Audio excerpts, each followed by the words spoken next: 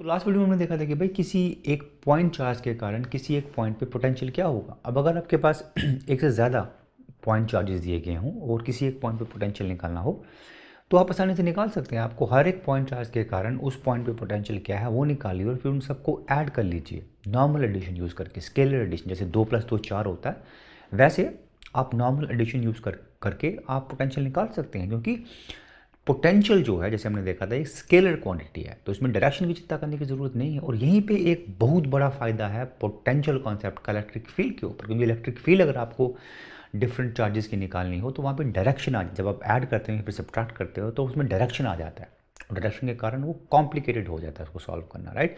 लेकिन पोटेंशियल जो है वो स्केलर क्वांटिटी है, तो जब आप ऐड या सब्ट्रैक्ट कर रहे हो तो उसको आप नॉर्मल स्केलर एडिशन या सब्ट्रैक्शन यूज़ कर सकते हो। जैसे 2 + 2 4 होता है, ठीक है।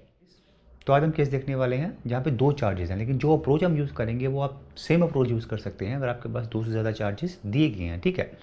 तो आज का केस होगा डाइपोल का केस। डाइपोल मतलब 2 इक्वल एंड ऑपोजिट चार्जेस जिनके बीच में कुछ डिस्टेंस है, ठीक है। तो हमारे पास एक -q चार्ज है, एक +q चार्ज है, दोनों के बीच में 2a डिस्टेंस है। और अपने को बोला गया कि भाई किसी एक पॉइंट P जो सेंटर से r डिस्टेंस पे है उस पर पोटेंशियल क्या होगा इस डाइपोल के कारण, ठीक है। अभी जो हम अप्रोच फॉलो करने वाले हैं वो ये होगा कि भाई इस पॉइंट चार्ज के कारण यहाँ पे पोटेंशियल क्या वो निकालेंगे, इस पॉइंट चार्ज के कारण यहाँ पे पोटेंशियल क्या वो निकालेंगे और दोनों को ऐड कर देंगे नॉर्मल स्केलर एडिशन यूज़ करके, जो हमने यहाँ पे लिखा है, ठीक है। अब अगर अज्यूम करो कि r1 डिस्टेंस है इस चार्ज का यहाँ से, तो इस चार्ज के कारण पोटेंशियल क्या होगा यहाँ पे q/4πε r1। सिमिलरली अगर आप अज्यूम करो कि r2 डिस्टेंस है इस चार्ज का यहाँ से यहाँ तक, तो इस चार्ज के कारण यहाँ पोटेंशियल क्या होगा -q/4πε r2। जब दोनों को जमा करोगे आप ऐड करोगे तो आपके पास ऐसा कुछ आ जाएगा। थोड़ा सा सॉल्व करोगे आप तो आपके पास न्यूमिनेटर में r2 - r1 आएगा और डिनोमिनेटर में r1 r2 आएगा। अब आप चाहोगे कि आप r2 - r1 और r1 r2 को आप r के टर्म्स में लिखो, क्योंकि आपको सेंटर से पता करने का पोटेंशियल, राइट। तो अब देखते हैं कि भाई क्या हम इन दोनों टर्म्स को r की टर्म्स में लिख सकते हैं, ठीक है। अभी देखते हैं भाई r2 - r1 क्या है। तो अगर मैं परपेंडिकुलर ड्रा करूँ यहाँ से जो इस लाइन को भी काटे और यहाँ भी काटे, तो ये वाला जो डिस्टेंस है वो बराबर होगा इस डिस्टेंस के, राइट। तो r2 - r1 आपके पास क्या आ जाएगा, ये वाला डिस्टेंस, राइट। ये हो गया आपके पास r2 - r1।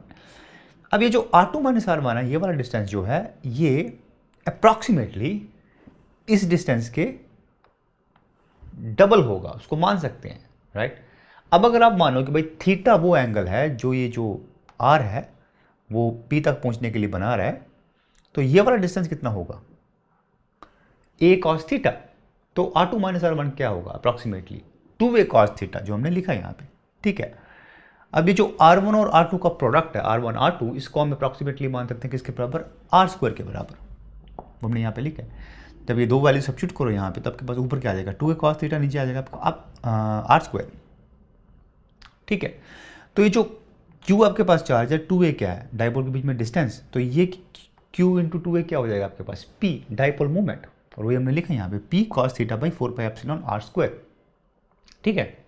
तो ये रहा आपके पास पोटेंशियल एक डाइपोल के कारण किसी एक पॉइंट P पे जो थीटा एंगल है सेंटर से, ठीक है। दो बातें नोट करने वाली, गौर करने वाली इसमें ये है कि पहली बात, इलेक्ट्रिक फील्ड की तरह ही यहाँ पे भी इलेक्ट्रिक पोटेंशियल में पोटेंशियल जो है वो सेपरेटली चार्ज और डिस्टेंस पे डिपेंड नहीं करता, उन दोनों के प्रोडक्ट P डाइपोल मोमेंट जिसको बोलते हैं उस पर डिपेंड करता है। मतलब अगर मैं चार्ज को डबल कर दूं और डिस्टेंस को हाफ कर दूं तो पोटेंशियल जो है वो सेम रहेगा इलेक्ट्रिक फील्ड की तरह ही, राइट। और दूसरी बात ये है कि पोटेंशियल जो है वो 1/r² वेरी करता है। इलेक्ट्रिक फील्ड जो है वो 1/r³ वेरी करती थी डाइपोल के केस में, लेकिन यहाँ पे 1/r² वेरी करता है, ठीक है। तो अभी वीडियो खत्म करने से पहले कुछ इंपॉर्टेंट पॉइंट्स। पहली बात तो अगर आप देखो ये जो पोटेंशियल की एक्सप्रेशन हमने निकाली डाइपोल के केस में, उसमें थीटा है, ये एंगल है, मतलब ये कि जो पोटेंशियल की वैल्यू होगी वो थीटा पे डिपेंड करेगी। तो पहला केस जब थीटा 90 डिग्री होगा, मतलब परपेंडिकुलर बाइसेक्टर, कोई भी पॉइंट जो परपेंडिकुलर बाइसेक्टर पर लाई करता है उसके केस में थीटा 90 डिग्री होगा।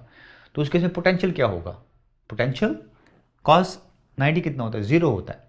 तो किसी भी पॉइंट पे परपेंडिकुलर बाइसेक्टर पे पोटेंशियल 0 होगा, मतलब अगर आप किसी चार्ज को along the perpendicular bisector move कर रहे हैं उसमें वर्क डन क्या होगा 0 होगा। लेकिन गौर करने वाली बात यह है कि electric field along the perpendicular bisector वो नॉन जीरो होती है। हमने एक वीडियो किया उसके ऊपर, ठीक है। तो इलेक्ट्रिक फील्ड नॉन जीरो है लेकिन पोटेंशियल जो है जीरो है। तो मैं आपसे रिक्वेस्ट करूंगा कि आप सोचिए कि ऐसा क्यों होता है, ठीक है। दूसरी बात, किसी एक गिवन रेडियस के लिए इसकी मैक्सिमम वैल्यू कब होगी? जब कॉस थीटा की मैक्सिमम वैल्यू होगी वो तब होगी जब कॉस थीटा 1 होगा, मतलब थीटा 0 होगा। थीटा 0 इस लाइन पे कहीं भी होगा, उस केस में पोटेंशियल की मैक्सिमम पॉजिटिव वैल्यू होगी। सिमिलरली मैक्सिमम नेगेटिव वैल्यू तब होगी जब थीटा की वैल्यू कितनी होगी? 180 डिग्री होगा, वो इस लाइन पे होगा, ठीक है। तो इसको थोड़ा ध्यान में रखिए। तो आज के लिए इतना ही, आपसे फिर मुलाकात होगी। थैंक यू सो मच, शुक्रिया।